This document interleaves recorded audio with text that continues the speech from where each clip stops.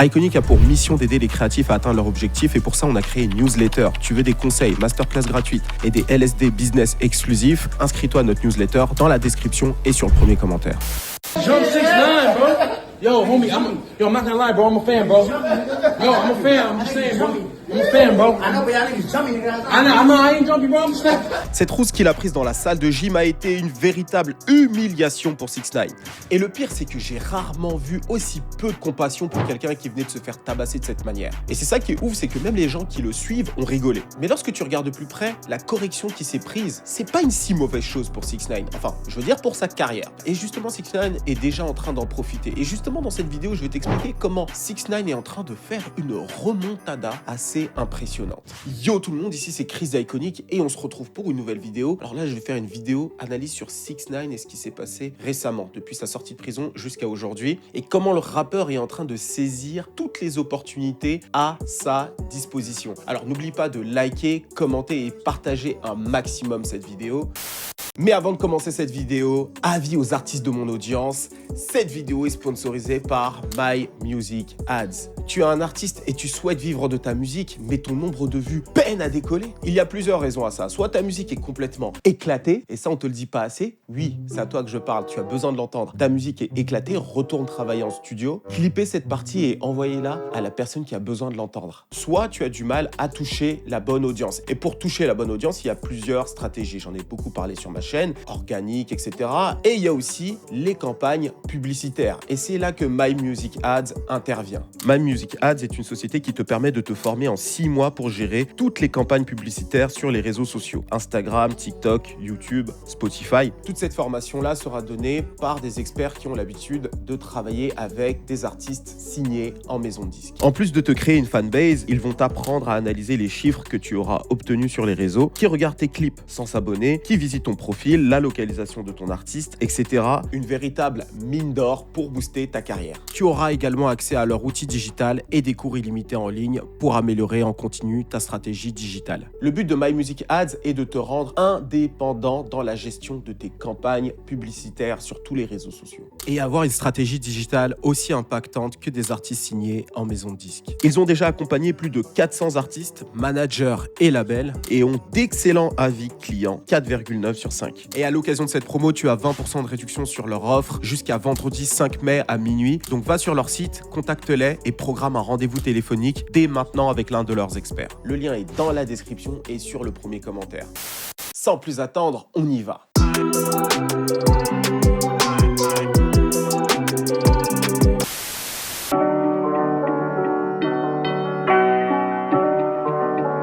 Alors je sais que dans mes dernières vidéos sur 6ix9ine, j'en ai parlé, mais ici on va revenir un petit peu sur rapidement la carrière de 6ix9ine depuis qu'il est sorti de prison. Alors, lorsque le rappeur sort, il est vu comme un traître de la part de tout le monde.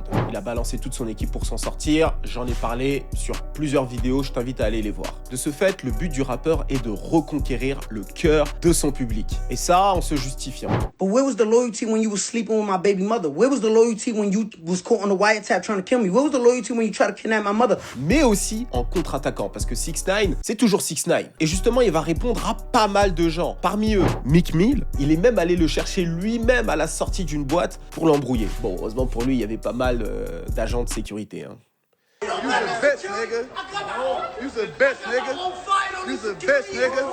Il y a eu aussi 21 Savage, il n'avait clairement pas digéré le morceau Snitches and Rats. Il y a eu aussi Lil Durk qui en a pris pour son grade, notamment sur le morceau Giné, qui est pour moi le morceau le plus potable qu'il ait sorti depuis qu'il est libre.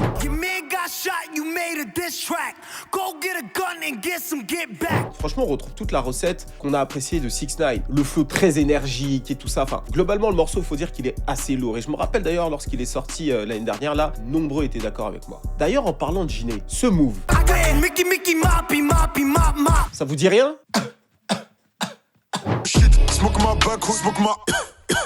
Est-ce qu'on serait pas en train de se diffuser un peu?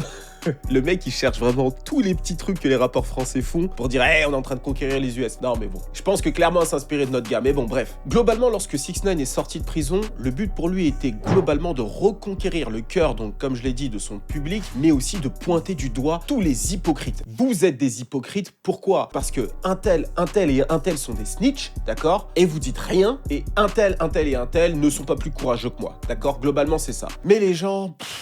s'en foutait un petit peu. Et il faut dire une chose en fait, c'est que le branding de 6ix9ine a un petit peu changé lorsqu'il est sorti de prison. Il n'a pas repris exactement là où il en était. Avant de rentrer en prison, en fait, 6ix9ine trollait énormément. Ok, il était très provocateur, mais il était aussi très drôle. Je sais pas si vous vous rappelez, mais il était du genre à faire ce type de vidéo.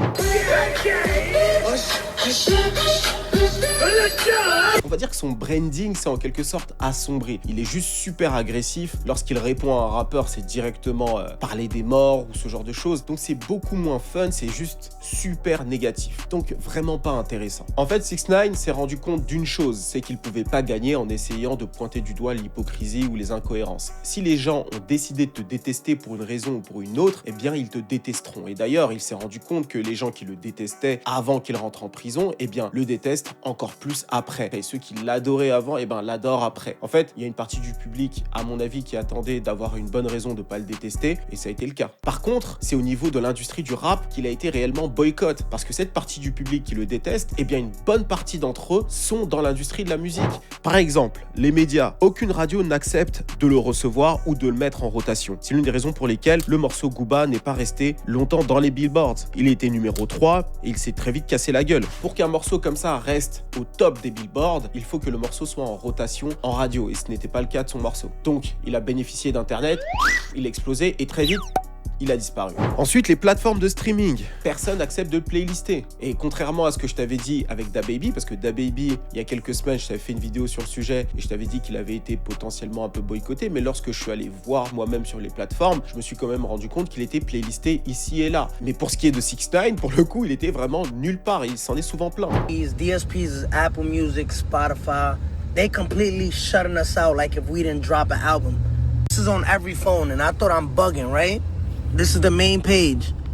And shout out to these artists. This don't really got nothing to do with y'all. Rappelons qu'il est rentré ouvertement en guerre avec l'animateur de radio de Hot 97 et Global Editorial Head of Hip Hop R&B d'Apple Music. J'ai nommé Ibro. Et ce qu'il lui a dit, c'était plutôt grave.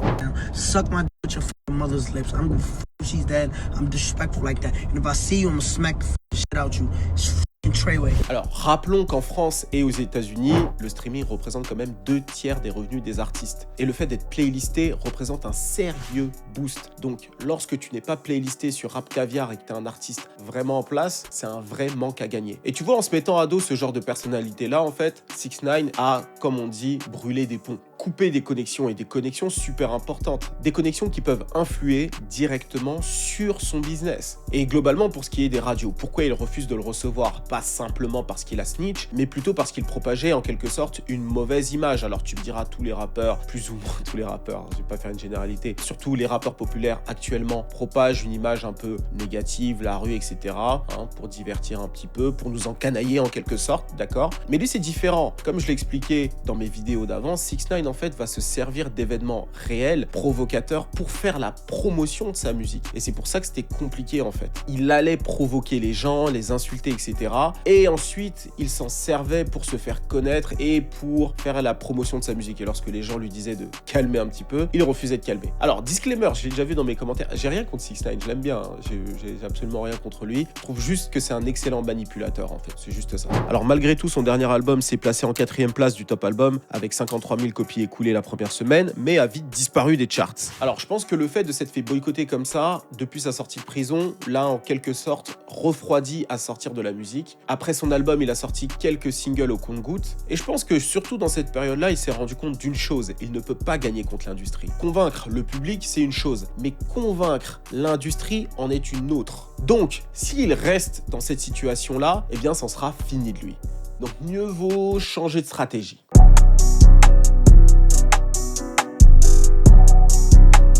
6ix9ine cherchait la réhabilitation là où il aurait dû chercher le rebranding. Essayer de convaincre que tu restes vrai auprès d'un public qui a décidé de te crucifier quoi que tu fasses, eh bien ça ne sert à rien.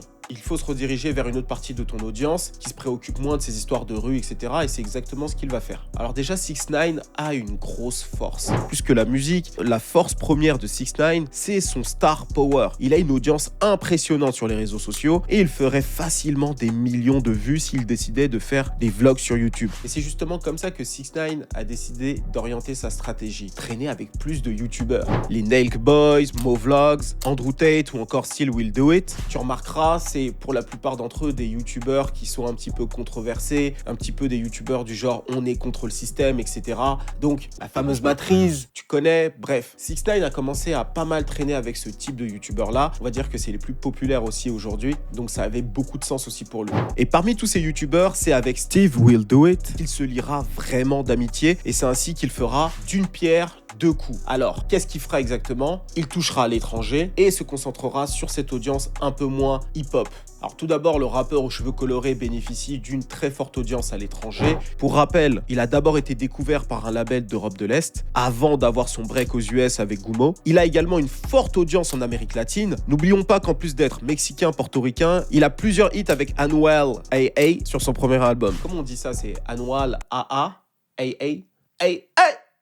Bon, vous serez peut-être 2 ou 3 à avoir la référence. Dites-moi si vous avez capté, c'est qui ça? Au lieu de chercher à conquérir son pays, les US, 6ix9ine va chercher à conquérir directement le monde, ce qui est paradoxalement plus facile pour lui étant donné qu'il n'a pas d'ennemis à l'étranger. En tout cas, quasiment pas, j'espère. Il est vu comme une célébrité, il n'a pas de contentieux personnel, donc il peut recommencer quelque chose. En 2022, il va se lancer dans un tour du monde avec Steve Will Do It. Il va faire des vlogs dans différents pays d'Amérique latine, en Équateur, au Mexique, au Brésil. À deux, ils vont offrir de l'argent aux gens afin d'augmenter leur capital sympathie et en plus de ça, de créer une proximité avec les marchés locaux. Donc tu apparais dans tous ces pays-là, tu vlogs, ça te permet de toucher à la fois ce public un peu plus large, américain, qui s'en bat les des codes du hip-hop, etc. Et en plus de ça, il crée une proximité avec les pays de l'Amérique latine pour justement préparer son prochain coup. Attention, hein, malgré tout, 6ix9ine, ça reste 6ix9ine. Il continue à flex sur nous, notamment sur Instagram. Il continue à être le super flexeur en clashant les rappeurs qui n'ont pas de Richard Mille ou ses bolides, ou en offrant des Birkin bags à des chagas botoxés et bébés Alizé. Et donc, à mon avis, 6ix9ine a trouvé parfaitement son nouveau positionnement. Un artiste inter qui est plus forcément estampillé hip-hop, rap et qui va toujours marcher aux US parce qu'il va être dans un autre circuit. Donc tout était positif pour lui jusqu'à ce qu'il y ait l'incident de la salle de sport.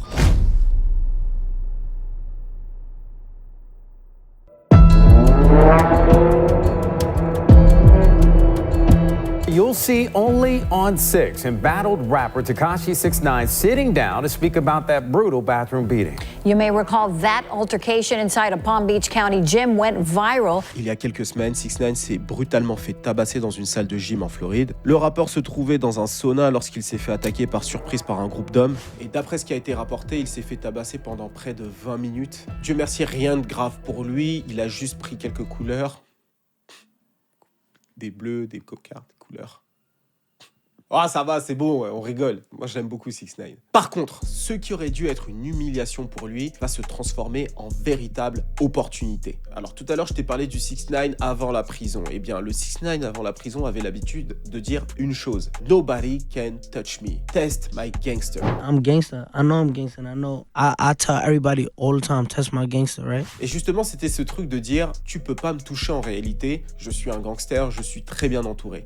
Et avec l'incident qui vient de se produire, il a enfin l'opportunité de se détacher complètement de cette image-là et d'endosser un nouveau rôle, un nouveau personnage. Un personnage beaucoup plus humain, beaucoup plus en phase avec ses émotions, beaucoup plus mûr aussi. En vrai, ça lui a donné l'opportunité d'aller plus loin dans son branding. Et justement, là où il a été fort, c'est qu'au lieu d'aller sur les réseaux sociaux pour aller aboyer en menaçant les gens qui l'ont tabassé, chose qu'il aurait pu faire avant d'être entré en prison, là, l'ancien 6ix9ine, quoi, et bien là, il n'a pas du tout fait ça, justement. Il va d'abord se tenir tranquille et ensuite, il va choisir soigneusement à qui il va donner des interviews. Et bien sûr, il va donner aucune interview à aucun média rap. Même DJ Akademiks, le seul média rap avec lequel il a encore de très bons rapports, il est très pote avec DJ Akademiks, donc forcément lorsqu'il a une interview à faire, il passe par là-bas. Et bien même à lui, il ne lui donnera pas d'interview exclusive après l'incident. Il ira plutôt vers des médias podcasts latinos pour rester cohérent avec sa stratégie. Et la seule station anglophone pour laquelle il acceptera de donner une interview, c'est NBC6 News, une chaîne d'infos de Floride. Et en Floride, il y a presque 30% de la population qui est d'origine hispanique. Un marché qui est donc ultra important pour lui. Et 10 jours après s'être fait tabasser, il relance la machine en sortant son premier clip. Bori. Aprendí de los falsos amigos, aprendí a ignorar los ingratos. Alors clairement le morceau est... c'est pas un morceau, on va dire, classique de 6ix9ine. On est sur un morceau latino typique, un morceau un peu pleurnichard, je dirais. À titre personnel, je trouve le morceau assez médiocre. Alors en featuring, il est accompagné de Lenny. Alors justement, il est très important dans cette stratégie de 6ix9ine. C'est un chanteur et auteur cubain très talentueux. Et c'est justement lui qui va l'aider à écrire ses morceaux, on va dire, plus pop, plus latino entre guillemets. Le morceau en lui-même, on est sur une espèce de ballade très vocale. Mais ce qui est important, c'est de regarder le clip. Parce que 6ix9ine, c'est vraiment le visuel où tout se passe. Et justement, ce qu'on voit dans le clip, c'est un 6ix9ine dépouillé de tout artifice, dans la simplicité, en train de se laver dehors avec un tuyau d'arrosage, en train de jouer avec des enfants, etc. Donner quand même quelques billets ici et là, parce qu'il faut quand même leur rappeler que t'es riche. Mais on est sur un 6ix9ine qui veut se retrouver, tu vois. Et justement, dans le clip, il montre des images de lui à l'hôpital avec les blessures sur son visage. Il sait que ça va faire parler. Et ça, c'est malin. Et lorsqu'on lui demande pourquoi il a tenu à mettre ces images dans le clip, voici ce qu'il répond. From Spanish to English is me confessing my sins, me showing the lessons, the consequences of meeting and associating with the wrong people. All those are consequences. All those are choices that I've made. Errors I made, mistakes. Donc là, on est en face d'un 6ix9ine métamorphosé, mûr, adulte. Il a passé un cap. Et au moment où je tourne cette vidéo, ça fait à peu près une semaine qu'il a sorti son deuxième clip. Un morceau beaucoup plus joyeux du nom de Wapé. Alors pour tourner le morceau, il est allé jusqu'en Ouganda. On voit qu'il a été très influencé par French Montana. Il se peut même que les petits qui dansent, c'est les mêmes petits. Non, peut-être pas, depuis ils ont grandi. Mais disons que voilà, il a été inspiré par ça. Et justement, en faisant le clip en Ouganda, ça permet de confirmer vraiment sa stratégie en quelque sorte, qu'il n'est plus en train de viser les US, il est vraiment en train d'essayer de toucher le monde, faire des morceaux qui font danser absolument tout le monde et pas nécessairement un public rap. Et il faut dire que le morceau est plutôt pas mal.